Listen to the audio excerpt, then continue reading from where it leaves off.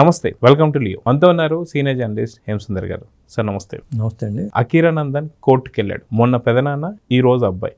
So ఏంటి కోర్టుకి వెళ్ళడం కావచ్చు, లేదంటే కోర్టు నుంచి ఏదైనా ఒక రిపోర్ట్ తెచ్చుకోవడం కావచ్చు, ఒక ఆర్డర్స్ తెచ్చుకోవడం కావచ్చు, ఎందుకు ఇంకా సినీ ఇండస్ట్రీలోకి అడుగు కూడా పెట్టలేదు? అడుగు పెట్టాలని చెప్పి చాలామంది కోరుకుంటున్నారు, కానీ ఇంకా అడుగు పెట్టక ముందే కోర్టు మెట్లు ఎక్కుతున్నాడు అకీరానందన్ అంటే ఎందుకు, ఏంటంటే ఏం చెప్తారు? ఏం జరిగిందంటే ఈ గతంలో ఏంటంటే హీరోలతో చిన్న చిన్న స్కిట్స్ చేసేవాళ్ళు. హీరోలను పెట్టు ఏది ఒరిజినల్ ఏది డూప్లికేట్ తెలియని విధంగా చిన్న చిన్న అయితే వచ్చేవి. దాన్ని కూడా వీళ్ళు హర్ట్ అయ్యారో, కోర్టుకి వెళ్ళారో జరిగిపోయింది. ఇప్పుడు ఏకంగా సినిమాని తీసేశారు. ఆ సినిమా పేరు ఏ లవ్ స్టోరీ. ఏ అని పెట్టినా కానీ ఆ లవ్ స్టోరీ హీరో ఎవరు? అకీరానందన్ హీరో ఒక సినిమా చేసేస్తే కాలకుండా ఉంటుందా? ఆయన సినిమాలోకి రావాలనుకుంటున్నాడు. సినిమా షూటింగ్ అవ్వలేదు, ఏం అవ్వలేదు. సినిమా చేసేసి ఏకంగా మార్కెట్ వదిలేశారు. దాంతో అతను కోర్టుకి వెళ్ళడంతో కోర్టు దాన్ని నిషేధిస్తూ ఉత్తర్వులు ఇచ్చింది. గూగుల్ వాళ్ళని వీళ్ళందరినీ పిలిపించింది. ఆ గూగుల్ తరపు లాయర్లు వీళ్ళు కూడా పాల్గొన్నారు. వాదోపవాదాలు జరిగినాయి. మొత్తానికైతే ఈ సినిమాను నిషేధిస్తూ ఉత్తర్వులు జారీ చేసింది. అది జరిగింది. అంటే భవిష్యత్తు ఎంత ప్రమాదకరంగా ఉందనడానికి ఉదాహరణ అకీరానందన్. ఇప్పుడు ఏది ఒరిజినల్ ఏది డూప్లికేట్ అని తెలియ విధంగా తయారైపోయింది. గోల్డ్ లేదు, రోల్డ్ గోల్డ్ లేదు తెలియక విధంగా ఉంటే కన్ఫ్యూజ్ అయ్యే పరిస్థితి ఎట్లాగో వ్యక్తిగత హక్కులకి భంగం కలిగినట్టే కదా అతనికి. ఇదే పరిస్థితి చాలా మందికి హీరోలకి ఎదురవుతుంది. వాళ్ళు కూడా తమ ఫోటోలు ఇమేజ్లు ఎక్కడ వాడొద్దనే విధంగా కోర్టులకు వెళ్ళారు. అలా జరుగుతుంది. ఇది భవిష్యత్తులో చాలా ప్రమాదకరంగా మారే రోజు కూడా ఎంతో దూరం లేదనిపిస్తుంది. అయితే అకీరానందన్ అసలు పాల్గొనకుండా ఏలో సినిమా చేసేసారు అంటే ఖచ్చితంగా అది చాలా ఆలోచించాల్సినటువంటి విషయం. అంటే ఇప్పుడు మీరు లేకుండా మీతో కూడా ఏ రకమైన సరే వీడియోలను సార్ చేయించవచ్చు అంటారా? నేనే కాదు, మీరు అక్కడ అడిగినట్టుగాను నేను చెప్పినట్టుగాను వచ్చి వీడియో చేసేయచ్చు.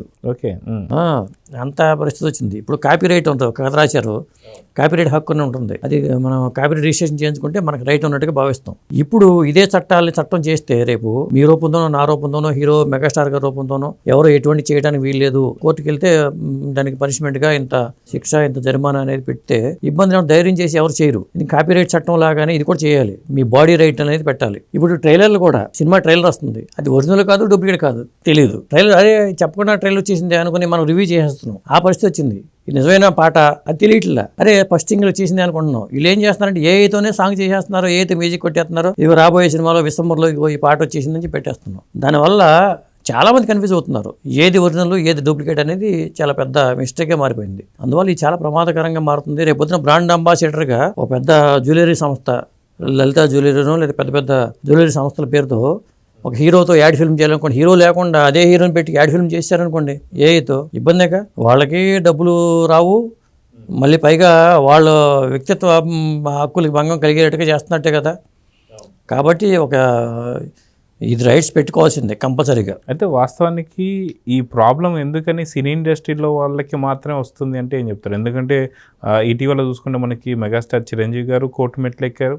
ఇప్పుడు అకీరానందన్, మధ్యలో జూనియర్ ఎన్టీఆర్ వెళ్ళారు. ఇలా చాలామంది ప్రముఖులందరూ కూడా వెళ్ళి ఆ నోటీసులు ఇచ్చేసేది వస్తున్నారు. సో ఎందుకని సినీ ఇండస్ట్రీకి మాత్రమే ఇలాంటి ఇబ్బందులు వస్తున్నాయంటే ఏం చెప్తారు? టెక్నాలజీ మారిపోతున్నప్పుడు తప్పని పరిస్థితి ఇది. ఇప్పుడే ఎలా ఉంటే ఇంకా భవిష్యత్తులో చాలా ప్రమాదకరంగా ఉంటుంది. ఇప్పుడు ఏమవుతుందంటే, ఇప్పుడు మీరు ఏఐతోనే చేద్దాం అనుకున్న సినిమా, మీరు ఒక రూపురేఖలు ఇవ్వండి, నాకు ఈ తరహాలో హీరో కావాలి అంటుకుంటే ఏఐ అవతార్ వస్తుంది. ఆ అవతార్తో మీరు సినిమాలు చేసుకోండి, మీరు కాపీరైట్ పెట్టుకోండి, దానికి పెట్టుకోండి. ఉన్న చిరంజీవి గారి రూపానో లేదా రజనీకాంత్ రూపానో పెట్టుకుని మీరు చేయటం కన్నా, వాళ్ళని ఇబ్బంది పెట్టే కన్నా మీరు ఒక రూపాన్ని తయారు చేసుకుని దాంతో సినిమాలు చేసుకోండి. అదే దానికి పేరు పెట్టుకోండి, రెగ్యులర్గా సినిమాలు చేసుకోండి. ఆ పాపులారిటీ ఆ బొమ్మని రూపాన్ని వేరే వాళ్ళు వాడకుండా ఒక కాపీరైట్ యాక్ట్ కింద పెట్టుకోండి. అప్పుడు ఇబ్బంది ఉండదు. అలా కాకుండా ఇది చేశారనుకోండి, వాళ్ళు ఇంకో ప్రమాదం కూడా ఉంది. ఇప్పుడు ChatGPTని అడుగుతాం, ఏ హీరో కావాలి, నాకు అవతార్ కావాలంటే అది చేసి ఇచ్చేస్తుంది. అది చేసి ఇచ్చినప్పుడు అలాంటివి వాళ్ళు బయట ఉండే అవకాశాలు ఉంటాయి. మరి అది ఒకసారి అది చేసిన తర్వాత మా రూపం ఇదంటే బయటకు పంపిస్తే ఇలాంటి రూపాలు ఉన్న వాళ్ళు మళ్ళీ వాళ్ళు కేసు పెట్టే అవకాశాలు ఉంటాయి. అది ఇప్పుడు మనిషిని పోలిన మనిషి ఉంటున్నప్పుడు అవతారిని పోలిన అవతారు బయట మనిషి ఇంకొక ఉండే అవకాశం ఉంటుంది. అది ప్రమాదకరమే. కాకపోతే కొంతవరకు ఏంటంటే ఒక సేఫ్ జోన్లో మీరు ఆ రూపాన్ని తయారు చేసుకుని దానికి కాపీరైట్ పెట్టుకుంటే మీరు ఆ రూపాన్ని పెద్ద ఇమేజ్ పెద్ద స్టార్డమ్ తెచ్చుకోండి అదే రూపానికి, దాన్ని మార్కెట్లో విడుదల చేయండి. భవిష్యత్తులో హీరోలు కూడా గోల్డ్ గిలుకొని కూర్చోలేమనిపిస్తుంది. ఇలాంటివి వచ్చేసింది అనుకోండి, అప్పుడు హీరోలు అవసరం లేదు, ఇంకేం అవసరం లేదు, కంప్యూటర్లో సినిమా చేయొచ్చు, బయటికి సెట్కి వెళ్ళక్కర్లేదు, మ్యూజిక్ డైరెక్టర్ అవసరం లేదు, ఏం అవసరం లేదు. ఇప్పటికే అది ఉంది. అదే గతంలో మనం చూసుకుంటే మహా అవతార్ అనే సినిమా వచ్చింది. ఈ సినిమాకి సంబంధించి జస్ట్ మీరు ఇందాక అన్నట్టుగా ఏలోనే ఎక్కువ శాతం సినిమా జరిగిందని సంగతి. అదే కాదు, ఆ సినిమాకి చాలా భారీ ఎత్తున కొన్ని వందల కోట్లలో రాబడులు కూడా వచ్చాయి. అయితే ఈ సినిమా అంటే ఏఐ ద్వారా మంచి ఉంది, చెడు ఉంది. సో మంచిని తీసుకున్న వాళ్ళేమో ఇలాంటి మంచి మంచి హిట్స్ కొడుతున్నారు, చెడుని తీసుకున్న వాళ్ళేమో కోర్టు మెట్లు ఎక్కుతున్నారు. సో దీన్ని ఎలా చూడాలంటారు? ఇప్పుడు మీరు అన్నట్టు మహావతార్ దర్శనం హిట్ వచ్చింది, బ్రహ్మాండంగా డబ్బులు వసూలు చేసింది. ఇప్పుడు ఒక శ్రీకృష్ణుడు రూపాన్ని తీసుకుని ఒక సినిమా చేసుకోవచ్చు. ఇప్పుడు శ్రీకృష్ణుడు వచ్చి కోర్టుకి వెళ్ళాడు కదా, ఇబ్బంది లేదు. పౌరాణిక పాత్రల పరంగా ఎటువంటి ఇబ్బంది లేదు. అవి చేసుకుంటే మనకు పురాణాల్లో బోల్డ్ కథలు ఉన్నాయి, బోల్డ్ కథలు మన జనాలకు చెప్పొచ్చు, ఎడ్యుకేట్ చేయొచ్చు. ఇది మంచి చెప్పాలంటే. అలా కాకుండా ఎవరో చెప్పిన ఒక పాట తయారు చేసేసి, ఇదిగో రజనీకాంత్ కమల్ హాసన్ సినిమా వచ్చేస్తుంది, దానికి సంబంధించిన ఇదిగోండి చూసుకోండి ఒక పాట థీమ్ సాంగ్ అని పెట్టేసి అనుకోండి, వ్యూస్ వచ్చేస్తాయి. మరి వాళ్ళు ఎంత బాధపడాలి?